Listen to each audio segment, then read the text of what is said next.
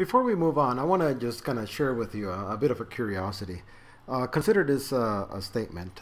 There exists an x such that p of x implies that for all x, p of x. Now, on the surface, this looks like just an absolute absurdity, right? Because what we're saying is that there exists an x such that if I can prove p of x, then it's true for everybody, right? We only have to prove it for one, and we get that it's true for all. That's too good to be true, isn't it? But actually, this theorem is true. And let me explain to you why. Let's say that p of x is something that's just universally true. Like, for example, x is equal to x. Okay? That's a true statement, right? So what happens? Well, in that case, right? So this is case one. In this case, for all x, p of x is true, right? So what we're doing is we're saying there exists an x such that p of x implies true. Well, p of x implies true is always true, right? So this is in fact true. Okay, we proved it. Okay, now let's take case two.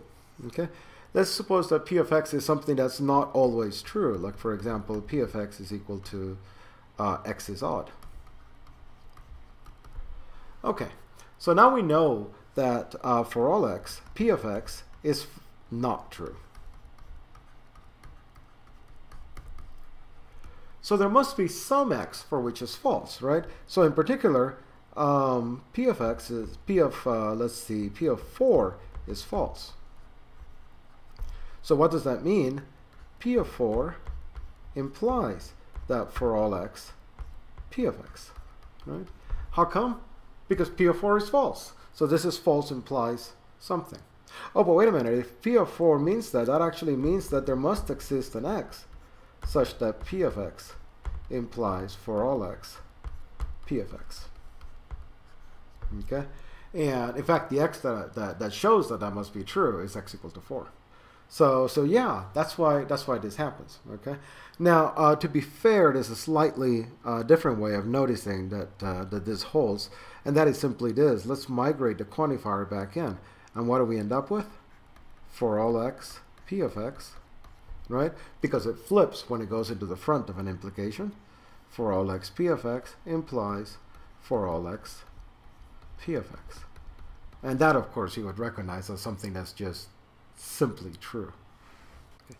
By the way, this little derivation has a name. It's called the drinking philosopher's problem. And there's a famous problem in computer science called the dining philosophers. This is the drinking philosophers. And what it says is that there is one philosopher, so that when that philosopher drinks, all philosophers drink. It's a philosophy joke.